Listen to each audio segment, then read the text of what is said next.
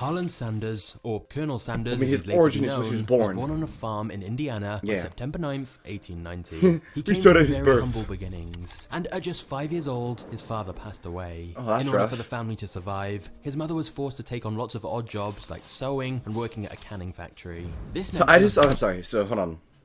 I do want to say before we get going, is that I was thinking about it. He does have one.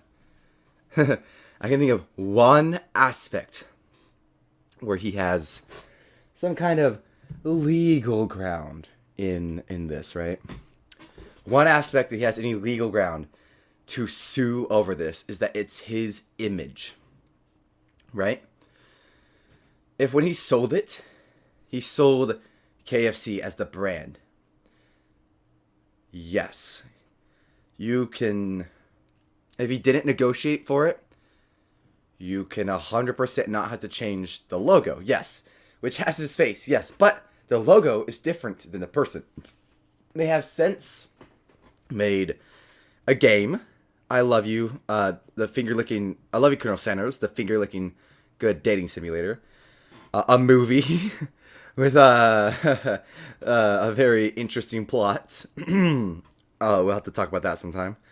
And my God, it's a lot of stuff that, when it comes down to it, they have made about him in regards to his image and I guess even their own way writing the story of who Colonel Sanders is, even though they only bought like the franchise, right? So I guess I could see that being what he sues over in like a weird defamation case, but even then, that's like super like iffy, you know? It's not like, you gotta have a judge that's really like, you know what, you're right, this poor old man, he was tricked, you know?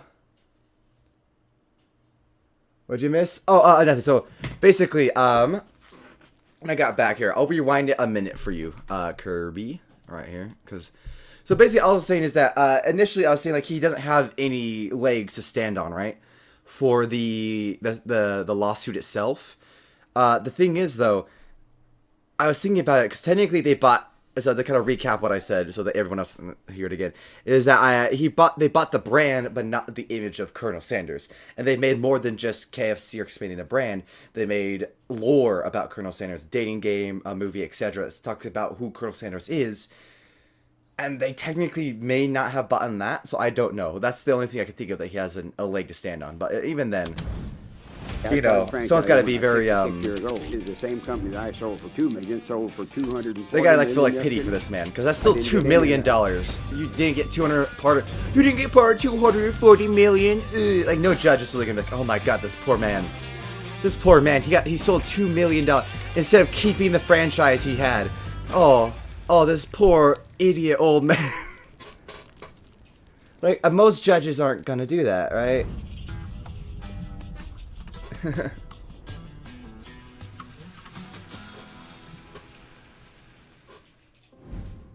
Harlan Sanders, or Colonel Sanders as he'd later be known, was born on a farm in Indiana on September 9th, 1890. He came from very humble beginnings, and at just 5 years old, his father passed away. In order for the family to survive, his mother was forced to take on lots of odd jobs like sewing and working at a canning factory. This meant from a very young age, Sanders had to look after his two younger siblings, which led him to practicing his cooking from as young as 7 years old. He'd often stay up late developing his skills, and thus began to become a very good cook. At age 10, Sanders got a job working on a farm, but ended up getting fired because he spent so much time with the animals instead of actually doing the jobs he was meant to. His mother was furious he'd lost the job. She told him, "You're just no good. Here I am, left alone with you 3 children to support, and you won't even work enough so somebody will keep you. I guess I'll never be able to count on you." Sanders felt ashamed and vowed in that moment he would make a success of his life. However, shortly after this, Sanders' life actually got much worse, as his mother remarried to a violent man who treated his new stepkids terribly. He was very clear about the fact he didn't want them, and so at age 12, Sanders moved out of his home and went to make his own way in the world. He managed to get a job at another farm and would get up before dawn to feed the animals, then go to school during the day and take on any other work he could get in the evenings. Damn, that's so Unfortunately, sad. it was all too much, and since Sanders hated school, in particular algebra, he dropped out at just 13 years old, merely a few weeks into the 7th grade. Damn. Right, yeah, he's already in the 1%. See, just because you came from humble beginnings, though, doesn't mean you know. Sanders would go on to try a huge variety of different jobs in his early years. These included becoming a streetcar conductor, an insurance salesman, tire salesman, What the steamboat fuck? operator, midwife, secretary, and a carriage painter. He even had a brief What? stint in the US Army as a soldier and served in Cuba when he was just 15 years old. My Although this dude. wasn't how he became known as a colonel, as he was only in the army for about 6 months before getting discharged, most likely because he was found to have been underage. By the time he turned 18, Sanders got married and then went on to have 3 kids. Of course, he needed money to support his family and decided to try and get a more professional job working in the legal field. He took a law course that was done via mail, but his law career ended when he got into a courtroom brawl with one of his own clients, which destroyed his reputation. So, Sanders later got a job working at the railroad, but when he got fired from that as well, his wife Josephine decided to leave him. She reportedly gave away all their furniture and household goods and took their kids back to her parents' house. Sanders was distraught by this. He'd not only lost his job, he'd now seemingly lost his family. Yeah, He went over to also their house your and hid in the woods with a plan to fucking essentially house. kidnap his kids and take them home with him when they came outside to play. Whoa. But thankfully, at the last moment, he instead decided to speak with his father-in-law, who made him see sense. And so Sanders instead went inside to make things right with his wife and eventually got back together with her. However, Sanders just couldn't catch a break, because even that would end in tragedy. In 1947, Sanders divorced his wife after one of their sons died at just 20 years old.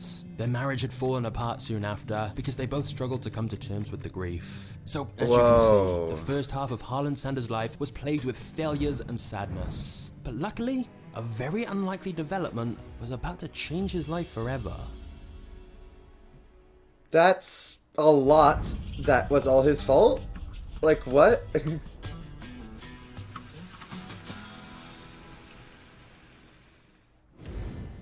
At age 40, Sanders got a job in Kentucky with Shell, running a gas station. And to make extra money, Sanders decided to make meals for his customers from the back room, given that he was a skilled cook.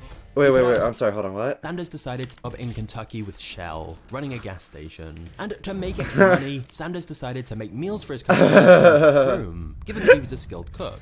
He put out a single table that seated 6 people and sold ham, steaks, string beans, and hot biscuits. Fried chicken initially wasn't on the menu though, as it took too long to prepare, about 30 to 35 minutes, so he couldn't keep up with the demand. He knew that deep frying was one way to cook it faster, but this generally made the chicken way too dry, crusty, and unevenly cooked. But then Sanders made a massive breakthrough. You see, around this time, pressure cookers were becoming more widely sold, and although they were typically used for vegetables, Sanders decided to try it for chicken. It took a lot of experimentation to find the right settings and balance of time, pressure, fat, and filtration. But eventually, Sanders figured out a way to cook chicken in just 8 or 9 minutes, while still keeping the chicken's flavor. And it only got even better when Sanders tried a new seasoning blend, which he'd later call his secret blend of 11 herbs and spices. Very quickly, the chicken became a bestseller and was a massive hit with travelers passing through. To help increase sales further, Sanders advertised his gas station food by painting ads on barn doors in the local area, which proved to be great marketing.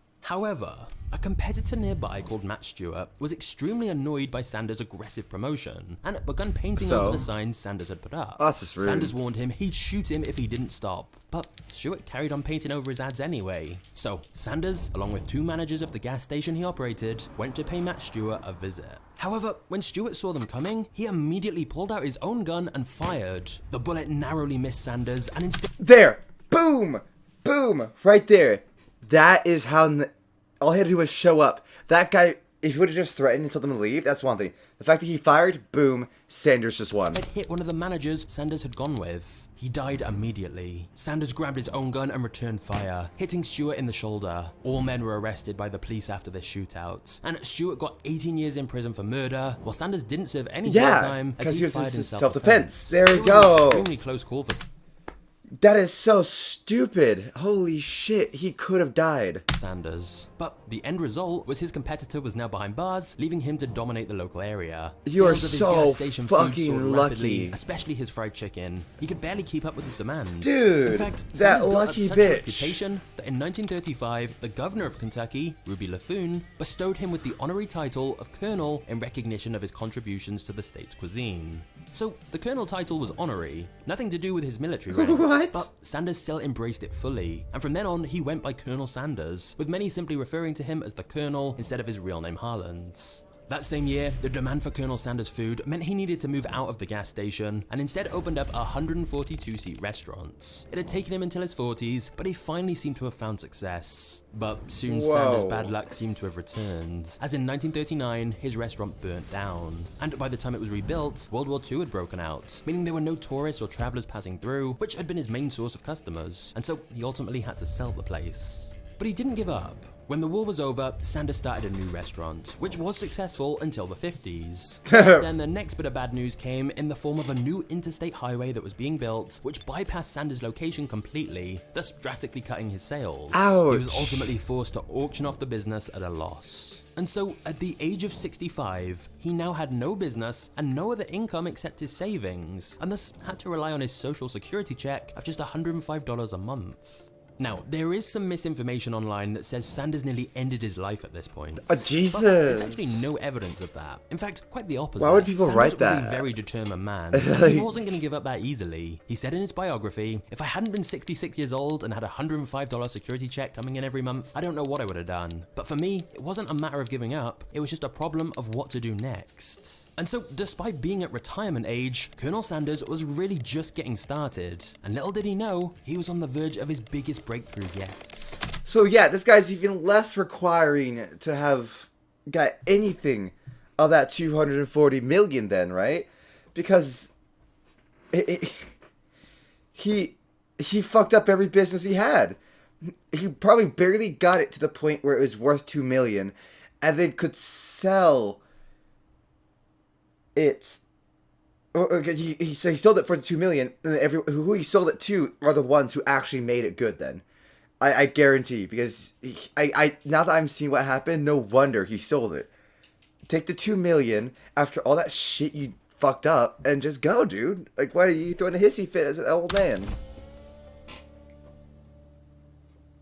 Why are you throwing a hissy fit? What the hell?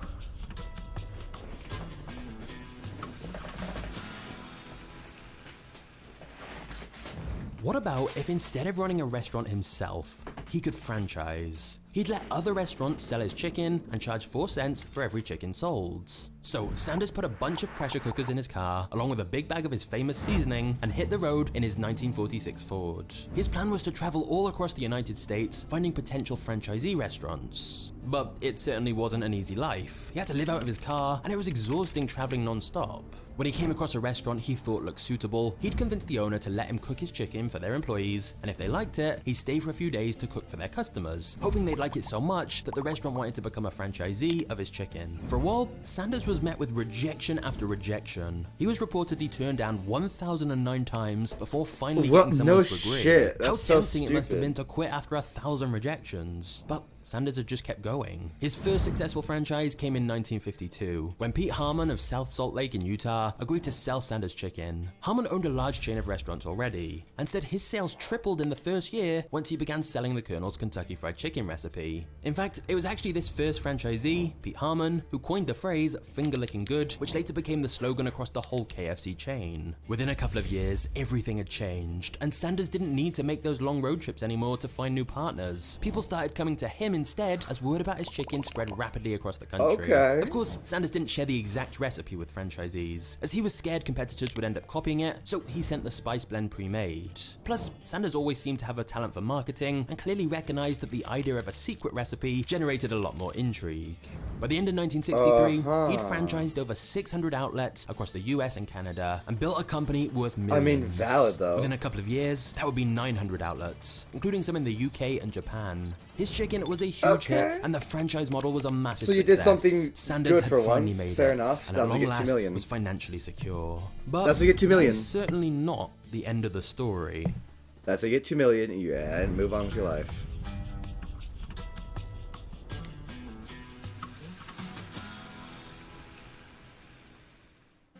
KFC was thriving. But then one day, a group of entrepreneurs and investors, led by a 29-year-old named John Brown, came to Sanders with an offer. They wanted to buy his business. John had been shocked when he'd learned that KFC didn't even have a sales team, and was simply relying on restaurant owners coming to KFC through word of mouth in order to open up their own KFC franchise. John said to his partners, like "If chicken we owned liver. this company, imagine how quickly we could expand it if we were more aggressive with sales." So they Human made Sanders an offer flesh. to buy KFC. Initially, Sanders turned them down. His business was like a child to him, and he was concerned they'd ruin it. But John wouldn't let it go. He upped his offer to buy KFC to $2 million and swore he'd never tamper with the Colonel's recipe and would always maintain a high degree of quality control. He also said he wanted Sanders to stay on as an advisor and ambassador for the company, as he believed having Sanders as the face of the company was one of their biggest marketing assets. So in 1964, Sanders finally agreed to sell his business. He was 73 at this point, and Yeah, figured like this would allow him a fungus. little more time to enjoy the final stages of his life. Once the sale went through, Sanders was officially a millionaire. Although, in truth, he barely stepped away from KFC at all. Sanders enjoyed being part of publicity campaigns and ended up traveling all over the world for various promotions, So, as well as making tell me he got appearances paid on for it many at different least. TV ads. He simply leaned into the whole thing, wearing his iconic white suit every day. Meanwhile, John and the other entrepreneurs who'd taken over KFC's management made some important changes that helped the business grow and open many new locations. Yeah, see? However, in They did the work. 1971, John Brown sold the company to a giant food conglomerate, and that's when everything began to change.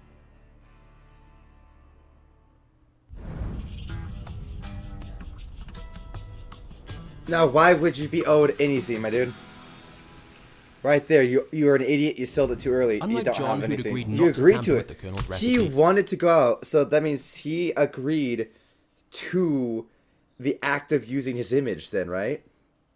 That means he has no legs to stand on at all. The legs I thought he had, he doesn't have. He doesn't even have those legs. So, like, that's rough, bro. Like, I'm not gonna lie, that's real rough, man. But that's really not, like, you don't got no legs. I'm sorry, you don't. The new owners of KFC did I not feel bad do for that. him. For example, Like, they he's changed obviously the not that- gravy to a not that- version that was much cheaper and easier to make. A company executive at the time said, "Let's face it, the Colonel's gravy was fantastic, but you had to be a Rhodes Scholar to cook it." KFC were expanding quickly and wanted to streamline Rhodes faster Scholar? and easier to make. He did not do that. For example, not to tamper with the Colonel's recipes, the new owners of KFC did not do that. For Yeah. example, they changed the gravy to a version that was much cheaper and easier to make. A company executive at the time said, "Let's face it, the Colonel's gravy was fantastic, Yeah. but you had to be a Rhodes Scholar to cook it." KFC were expanding quickly and wanted to Oh, streamline. Rhodes. I thought and it was like ROAD. basically, they'd I'm made an some idiot, sorry. changes. The thing is, Sanders still visited lots of KFC stores himself, and when he tried the new recipe, he said, "My god, that gravy is horrible. They ought not to be allowed to sell it. It's pure wallpaper paste." Sanders wasn't any more complimentary about the chicken either, saying it was nothing but a damn fried dough ball stuck on some chicken. His So tell me this, though. Did you make them sign a thing that said they could never sell it? No. criticism was so harsh and so public that one KFC franchisee sued him for libel in 1978. But the case was thrown out. Yeah, However, idiot. Sanders was so unhappy with the direction fuck? KFC was taking under Sorry, the that guy was owners, also he opened up his stupid. own competing restaurant People under just the don't name understand Claudia how things Sanders, work, mate. the Colonel's Lady Dinner House. This then led to KFC suing Sanders. In other words, the new owners suing the founder of the company. Wait, KFC, what? and Claudia Sanders, taking under the new owners, he opened up his own competing restaurant under the name Claudia Sanders, the That Colonel's just Lady shooketh Dinner me. House. What? This then led to KFC suing Sanders. Yeah, dude, you In other sold words, your the name. new You don't get owners to start suing the another founder of chicken the chain. company. And it was a bitter lawsuit over What the the copyright of his name fuck? and whether he should be allowed to open a competing business using the Colonel branding. In retaliation, Sanders No. then attempted to sue the new owners in a separate legal battle, alleging they misused his image in promoting products he hadn't developed. And Sanders was demanding $122 million in That's damages. the brand, brother. Eventually, they settled, and Sanders got paid $1 million, but had to rename Ha! his competing restaurant to simply Claudia Sanders Dinner House. And by the way, that restaurant still exists today, and is the only place to get the original Colonel Sanders fried chicken. But still, Sanders was a fighter until the end. But in 1980, he died from acute leukemia, aged 90. He was still working until a month before his death, as he said he had no interest in retiring and sitting around doing nothing. As of today, All right, there are over hey, 25,000 hustle. I love KFC it. outlets around the world. I do enjoy and it all that. started with a guy cooking chicken in a gas station. Despite constant failures, rejections, and tragedies, Sanders kept going, started his new business model at 65. To be fair, he became a millionaire by kinda got 74. one dude In the killed famous words of and Colonel was planning Sanders on himself, killing another one has dude. to remember that every failure can be a stepping stone to something better. And if you want to see another entrepreneurial success story like this, check out my video on how Netflix built their empire and defeated Blockbuster. This Netflix video was a long time in the making, and I think you'll really like it, so just click here to watch it now, and I'll see you there. Dude, what? That like hurt my head. Yeah, an hour. Yeah, no way we're watching an hour. I'm interested in the Tinder one just because I'm interested in what the hell that was even about, but oh wow, that was special. Legally, that was special.